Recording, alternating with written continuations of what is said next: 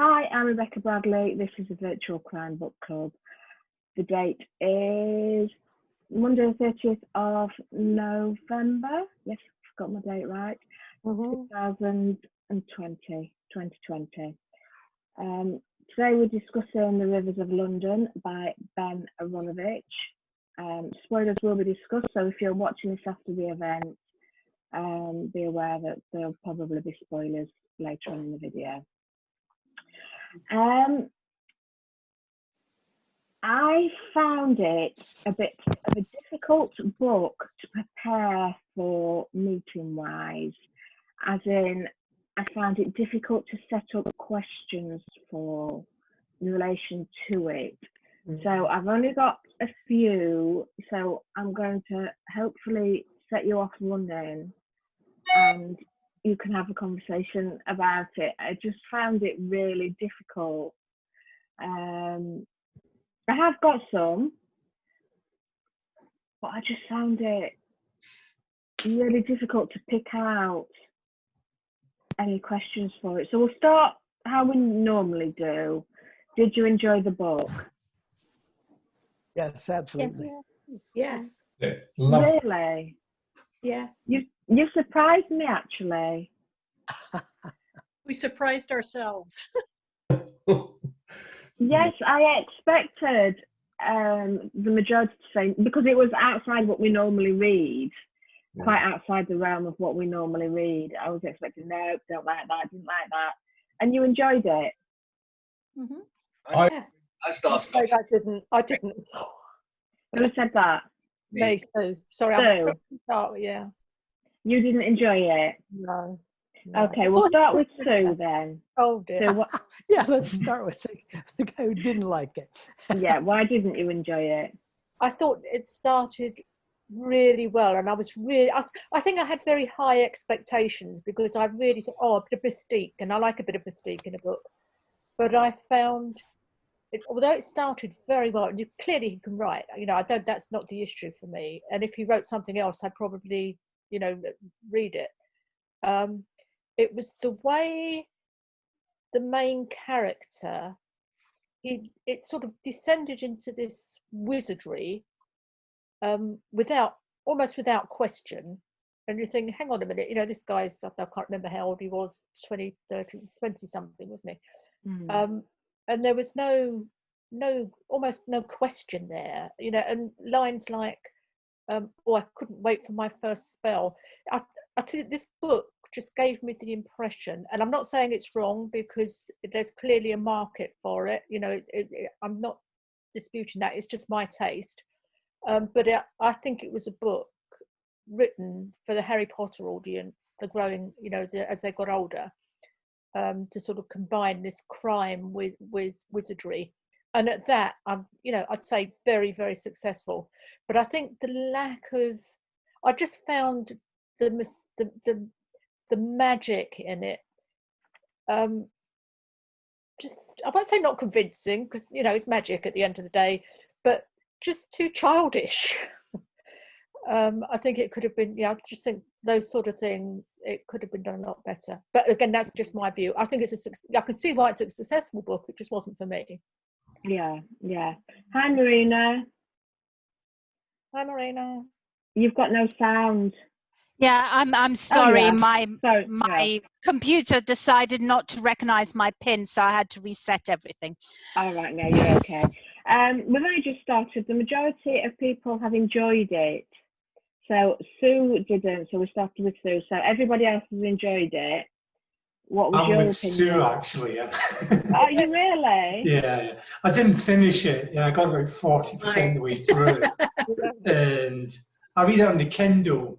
And the Kindle said, 3 hours, 20 minutes left. I just I can't do another 3 hours of this. I agree, it started off well. Kind of quite like the two characters, two young policemen. And now he was kind of going to be sidetracked into an admin role. And she was going to get the exciting murder team thing. But yeah, I've never really liked fantasy. I've tried the famous ones like Lord of the Rings and everything. But I've just never liked it. It just doesn't seem crime fiction and fantasy, thriller and fantasy just non-natural mix. And when I got to the bit about speaking to mother Thames and father Thames, you know, that's that's what it said in the Kindle, 3 hours to go, and I thought, no. That's Not kind of for the me. opinion. Yeah, that's kind of the opinion I thought would come from this meeting. So I was quite surprised when the majority kind of came back and said, yes, we enjoyed it. So let's hear from somebody that did enjoy it. What did you like about it? Can I go? What? Yes, I like the Norman. humor in it. Sorry, I was going to say, I started off hating it because I wasn't a keen fan of this genre at all. I thought it was very childish.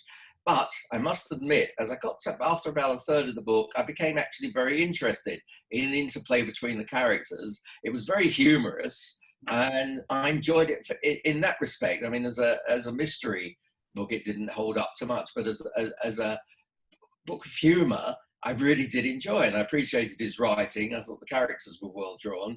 And at the end, I actually did enjoy it. Not as much as to perhaps read another one of his, but I certainly enjoyed the book at the end, which surprised me. I didn't think I would at all. I was getting really enjoyed with it. But as I got more and more towards the end and appreciated the writing and went into the ghost side of things and suspended belief, I did actually believe it, enjoy it at that stage. Yeah. I agree about the wit. I think that's the thing that I thought worked perhaps the best in the novel. It was well done. It was not overdone, I didn't think. I mean, the wit. What wasn't overdone? The wit was not overdone. The wit. Yeah. It didn't seem contrived. It was. I thought that part of it was really quite well done. Yeah, I would take a bit of issue with Sue and Paul in that, because I really don't like fantasy books at all, but this didn't come across as, I would say, into the fantasy genre. To me, it was quite a matter of fact. Realism. Yes, it was more a matter of fact. We had this guy, Peter. He wanted to be in the police, but he was never going to be a good policeman. And it was when he was sort of introduced to the magic side of it by, I've forgotten his name, his mentor, that life fell into place for him.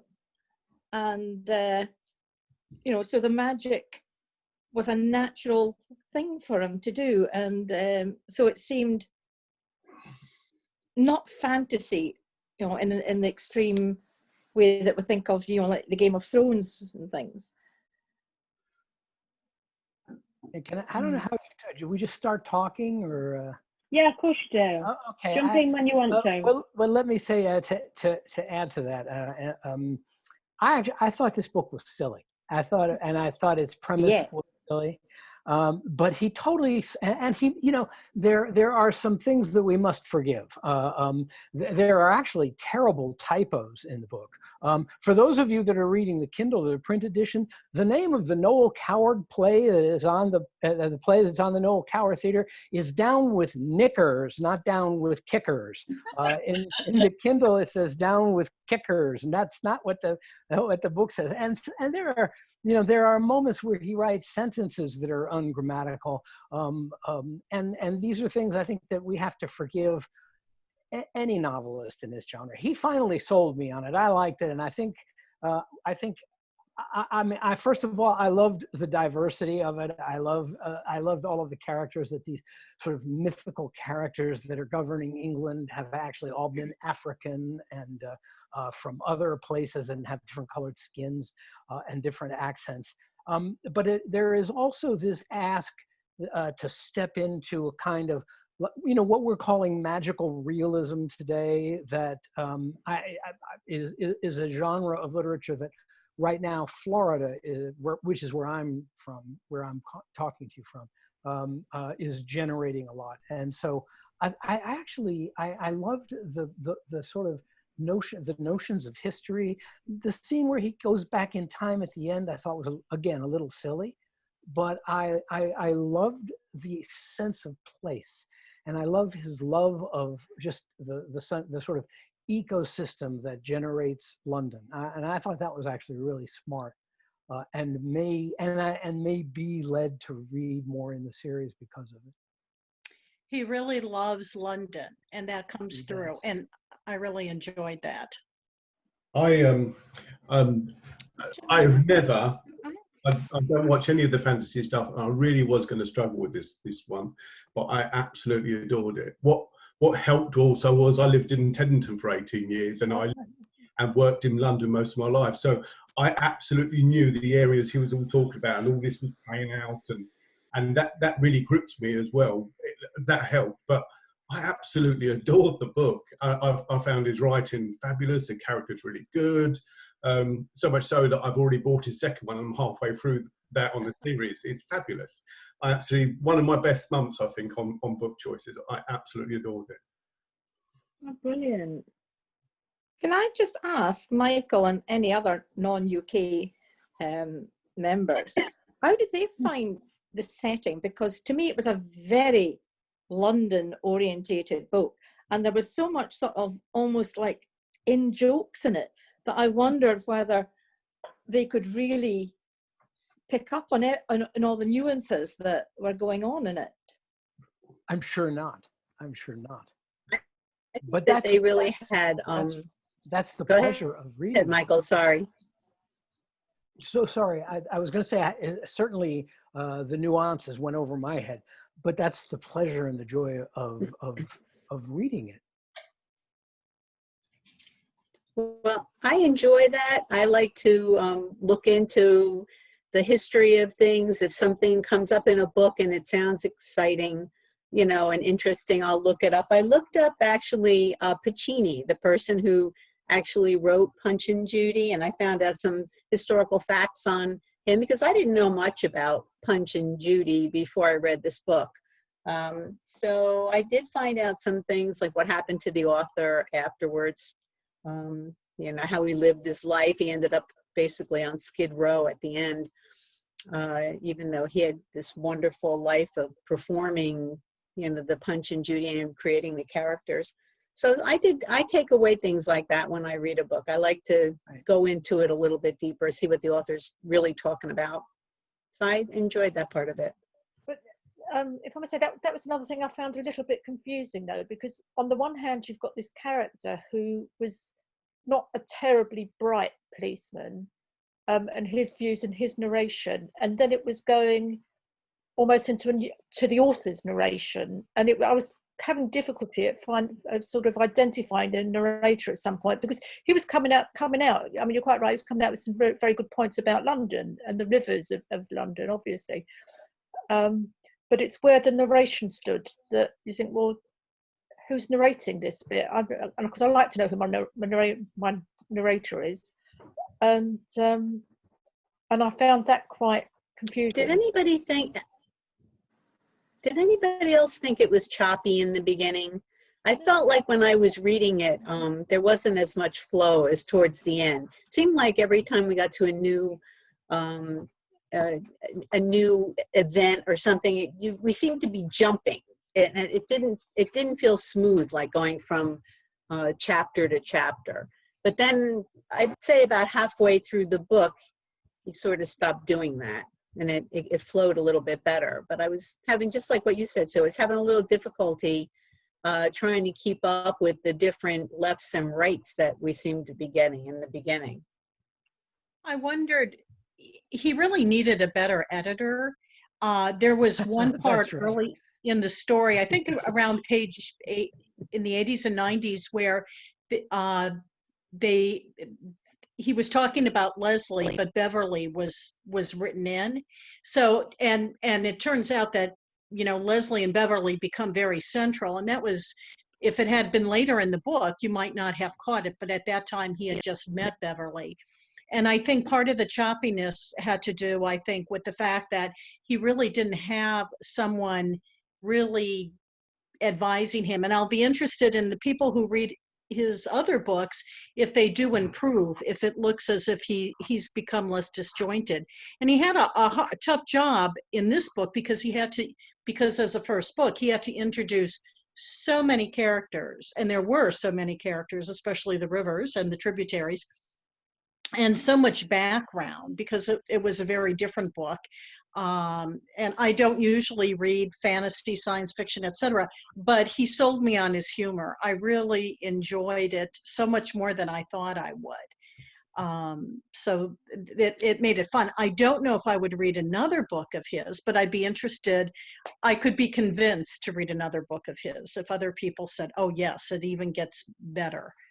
So, and I did love what he did about London. I'd lived in London, and it was made me homesick on one hand, and really enjoyable that this was a book, even though it was a fantasy book or magical realism, whatever, it couldn't have been written in New York or Chicago or Istanbul. It was definitely a London book, and I really enjoyed that.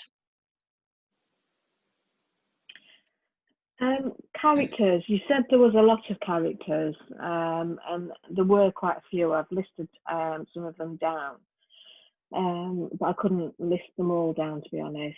I just kind of, when I set it up to start the club going for the day, I list the main characters that we might actually be talking about, and I couldn't list them all. Who were your favourites in the book? Who did you feel connected to? Or was it just Peter because it was his narration? I liked Peter. I liked, is it Leslie? Nightingale. But who was the chap who was in charge of the murder squad? I thought he was quite good. Seawall. Seawall, yeah. Going to be fireworks, and you know, I was always waiting for him to turn up. Well, nobody liked Beverly Brooke. No, I did. I like Beverly, yeah. I was a fan of Molly. Which one was Molly? Molly was Molly the ghost. Molly. Molly the ghost. Yes. You've got to get your pronunciation right. It's Molly. Molly. Molly. Molly. That's why. Yes, she was my favorite. I don't know the way it ended. I'm not really sure. What I would never trust to eat one of her sandwiches again. That was the only thing that. Yeah. I mean, the other thing that I think the other thing that I think there really is to like about his book is the way he's slinging literary references everywhere. And I actually like that. I mean, I like that it's a smart book and it's a smart writer. When we meet Molly, he says that he couldn't really look at her because he'd seen too many Japanese horror movies.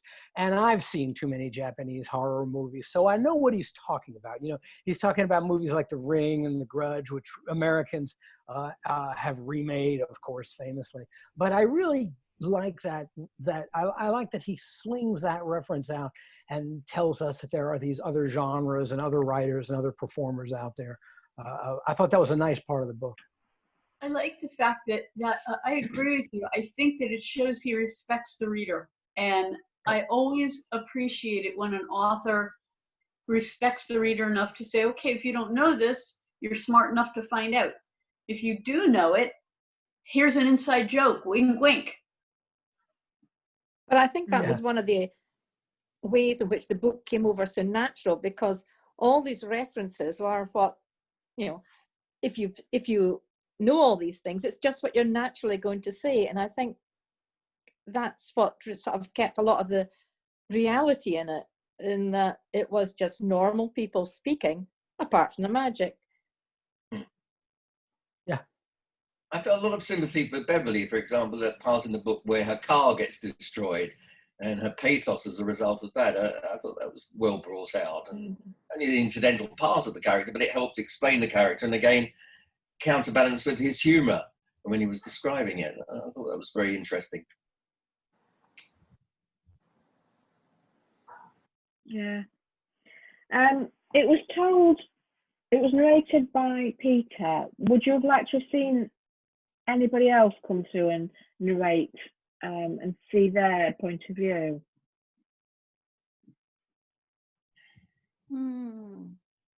Do you think it would have made any difference to the story at all? I think it would then be a very different story. You know, I can imagine it from, say, from Nightingale's part, where he's sort of speaking about taking on an apprentice for the first time and what he's doing, but that would be a totally different book. Yeah. Even Leslie's point of view, that would have been interesting.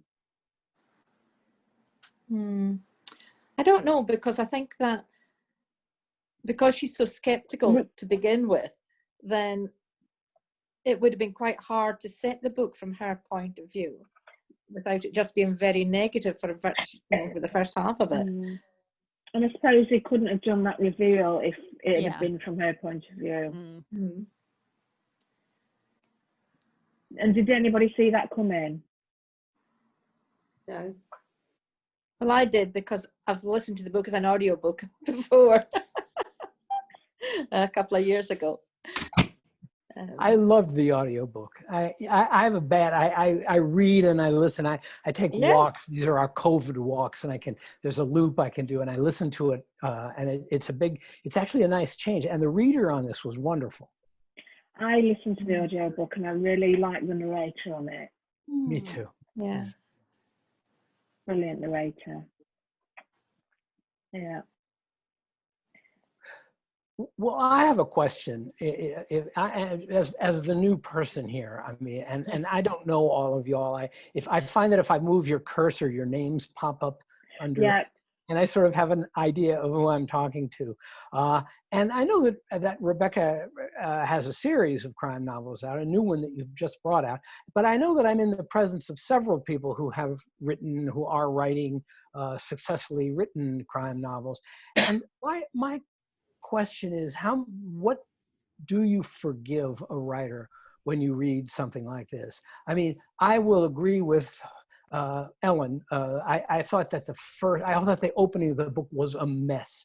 And I thought it was because you have a crime, somebody's dead, and so you want to follow the path of the crime, but no, instead we've got to go meet Molly, we've got to go to the house, then we've got to go meet Mother Thames, and there's just too much, and he, we've gone like 40, 50 pages and haven't mentioned the crime. And I'm just wondering, just in terms of tactics, in terms of writing tactics, how much of that can you forgive? How much of that can a writer get away with? Because I thought that this guy completely lost the opening. I thought he lost the first 100 pages of the book.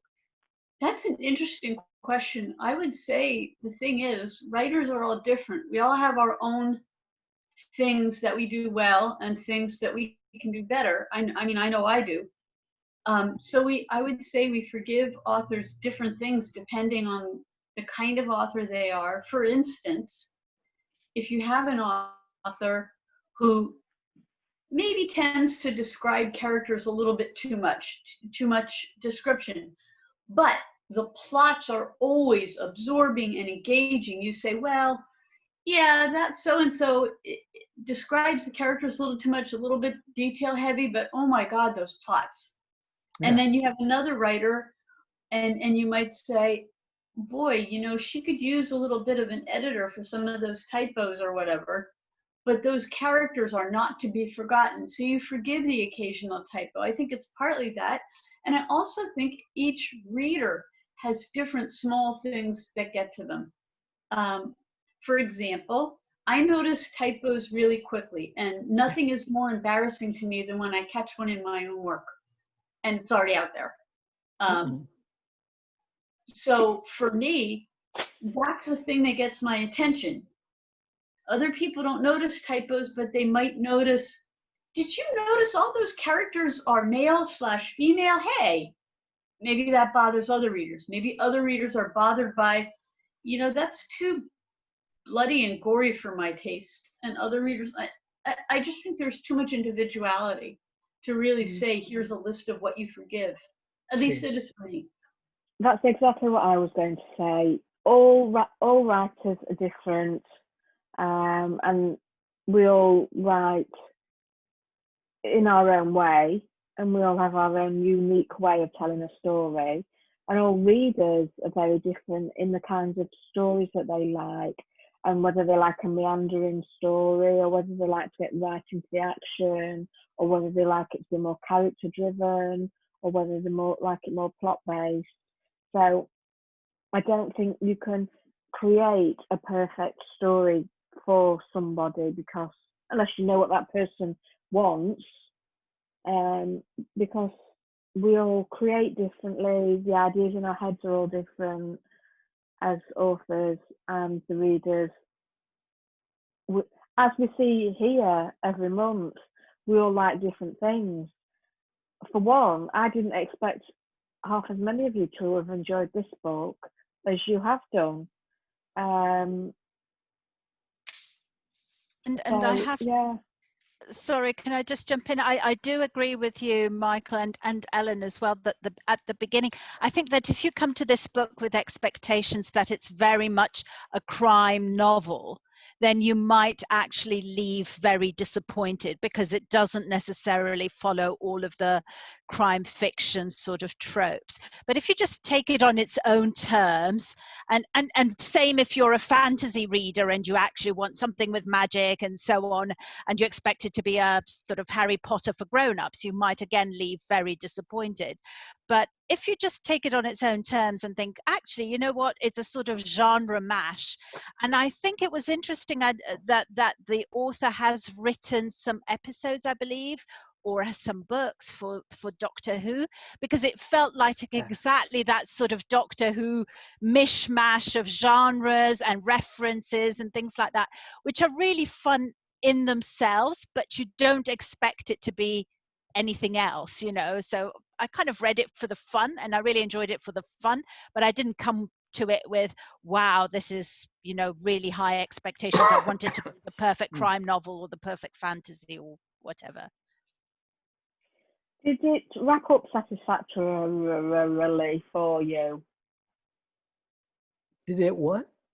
Did it wrap up well for you, the story? Did it end?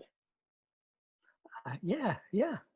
To say that it's going to be a full series, we're happy with how it ended. Yeah, I thought so. I liked the ending. I thought it was good the way it sort of finished off. But yeah, no, I was, as I've said, I really liked it, and I was gripped all the way through. Yeah. Margot, I'm sorry, Marina, with regard to your comment, did anybody else find the last interview with Mother Thames where Tyburn keeps interrupting a laugh out loud moment? I was on one of my walks. I had it on my audiobook. I'm out like walking in Boca Raton, and I actually had to stop because I was laughing so hard. And you remember that Tyburn keeps interrupting, and there's a moment where Mother Thames, and she goes, "Mom," and I just thought, shit, this is really funny. And I actually thought he timed it. It was beautifully written, beautifully timed comedy. And this was sort of towards the end. It was the last interview. I thought it was great. Are you going to be reading the next one then, Michael? Yeah, for sure. You are. It's quite a long series now, I think. I think that first book was 2011. Yeah, I think there are about 6, 7 books in the series by now, at least.